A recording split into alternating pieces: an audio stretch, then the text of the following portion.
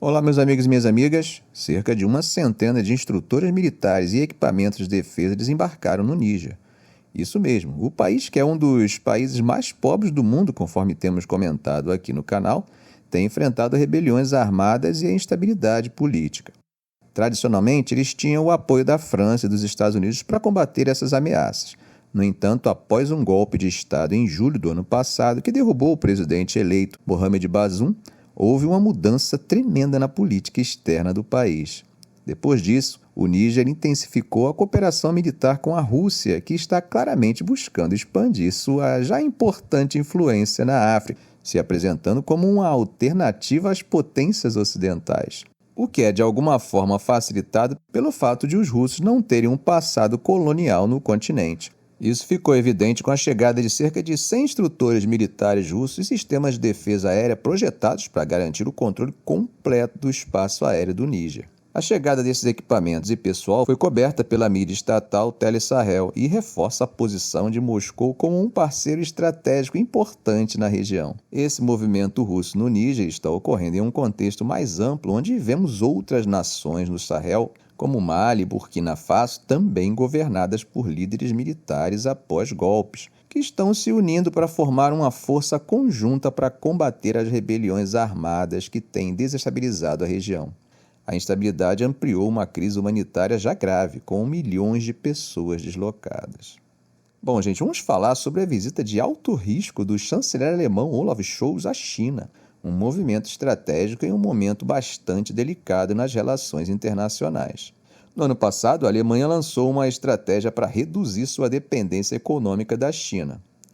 No entanto, agora Scholz está indo para lá tentar fortalecer os laços, enquanto os Estados Unidos e a União Europeia ameaçam a impor restrições a produtos chineses devido a subsídios controversos. A economia alemã, que é a mais forte economia da União Europeia, está enfrentando dificuldades e suas empresas estão exigindo um acesso mais justo ao mercado chinês, que, segundo elas, ainda favorece as firmas locais, apesar das promessas em contrário. Ao mesmo tempo, a China provavelmente vai pressionar Berlim para não apoiar as medidas da União Europeia contra seus carros e equipamentos de energia solar e eólica, que, segundo Bruxelas, estão sendo vendidos a preços muito baixos. Como vocês sabem, a própria economia chinesa também não está em seus melhores dias. Está sofrendo com um recente rebaixamento de sua perspectiva de crédito. Além disso, há uma superprodução em suas fábricas, que gera mais produtos do que o mercado local pode absorver. Um elemento adicional nesse cenário é a possível volta de Donald Trump à Casa Branca, que já ameaçou aumentar as tarifas comerciais, incluindo contra a Alemanha. Diante da possibilidade de um apoio menos firme dos Estados Unidos a Kiev, Scholz vai tentar pressionar a China sobre seu apoio à economia de guerra da Rússia. Oficiais alemães, falando de forma direta, criticaram o apoio e as exportações de Pequim para Moscou, acusando eles de permitir que a Rússia continue sua guerra de agressão na Ucrânia, o que estaria causando uma crescente perda da reputação da China na Europa. No entanto, eles também mencionam que Pequim poderia desempenhar um papel positivo em amenizar as tensões no Oriente Médio. Scholz insiste que não quer desacoplar completamente, mas seu governo se tornou cauteloso em depender demais da economia chinesa após a invasão da Ucrânia e expor a dependência da Europa do gás russo, contribuindo para uma crise no custo de vida. Bom, gente, essa viagem não é apenas uma visita qualquer. Leva consigo CEOs de algumas das principais empresas, como a Siemens, e 3 ministros de gabinete, ressaltando a importância de Pequim. A visita cobre várias cidades chinesas importantes, incluindo Xangai, Chongqing e Pequim, onde ele se encontrará com o presidente Xi Jinping e com o primeiro-ministro Li Qiang. Estamos diante de uma tentativa de reengajamento e estabilização das relações, segundo Miki Rutares, chefe do Instituto Merex em Berlim. Ele aconselhou Scholz a enfatizar que a Alemanha tem um papel especial dentro da União Europeia e não deseja que Bruxelas adote medidas duras em disputas comerciais. Enquanto as empresas alemãs estão preocupadas com o impacto de uma guerra comercial escalonada sobre seus próprios investimentos na segunda maior economia do mundo, a União Europeia também enfrenta um dilema. Por exemplo, as importações baratas de energia solar e eólica da China podem ajudar a atingir seus objetivos climáticos, mas prejudicar as indústrias locais. Segundo Maximilian Butek, chefe da Câmara de Comércio Alemão na China Oriental, essa visita é vista como um bom sinal pelos chineses. Ele falou sobre a importância de mercados abertos, pois perder o mercado chinês custaria muito mais do que o ganho com tarifas de importação sobre produtos chineses. Bom, gente, sem sair da Alemanha, mas mudando de assunto, na quinta-feira uma ação judicial será apresentada nos tribunais alemães pedindo aos juízes que direcionem o governo a revogar todas as licenças de armas para Israel emitidas desde 7 de outubro. A Alemanha é considerada o segundo maior exportador de armas para Israel, ficando atrás apenas dos Estados Unidos, e certamente é um fornecedor mais importante de armas do que o Reino Unido. A ação foi movida por 4 grupos de direitos humanos em nome de 5 palestinos nomeados que afirmavam estar com medo de suas vidas em Gaza e sofrendo uma forma de punição coletiva por parte de Israel. A ação legal é dirigida contra o Ministério Federal liderado pelo Partido Verde, responsável pelas licenças de exportação sobre a Lei de Controle de Armas de Guerra. Segundo a declaração do Centro Europeu para os Direitos Constitucionais e Humanos, um dos principais litigantes, há motivos para acreditar que o governo alemão está violando o Tratado sobre o Comércio de Armas, as Convenções de Genebra e suas obrigações sobre a Convenção sobre o Genocídio, acordos que foram ratificados pela Alemanha. Essa ação judicial teria um impacto mais prático na venda de 3.000 armas anti-tanque. Entre os 5 palestinos incluem-se pessoas que perderam parentes na guerra, bem como suas casas e empregos, sendo considerados pessoas deslocadas internamente. A ministra das Relações Exteriores da Alemanha, Annalena Baerbock, do Partido Verde, tem sido cada vez mais crítica em relação a Israel, descrevendo Gaza como um inferno. No entanto, por razões históricas, a Alemanha afirma que a preservação da segurança de Israel está no coração de sua política externa. Esse tema já foi comentado em um recente vídeo do canal, mas esse caso que estamos falando hoje é separado daquele trazido pela Nicarágua, que alegou perante o Tribunal Internacional de Justiça em Haia que a Alemanha estava desafiando a Convenção de Genebra ao continuar fornecendo armas a Israel. Bom, ao menos pode ser que esses casos tenham tido algum resultado prático, uma vez que, se compararmos outubro de 2023 com março de 2024, os números são bem eloquentes. Segundo advogados do governo, a Alemanha exportou equipamentos de defesa no valor de 203 milhões de euros para Israel em outubro de 2023, mas em março o volume caiu para apenas 1 milhão de euros. Bom, gente, agora vamos conversar um pouco sobre as consequências da guerra para a demografia ucraniana. Quais serão as consequências dessa guerra para as próximas gerações ucranianas?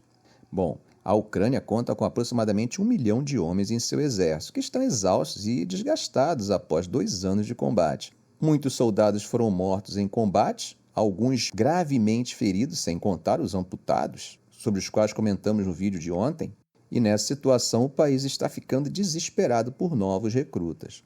No entanto, gente, a Ucrânia se depara com uma restrição demográfica crítica, resultado de longo prazo. Há muitos poucos homens jovens no país.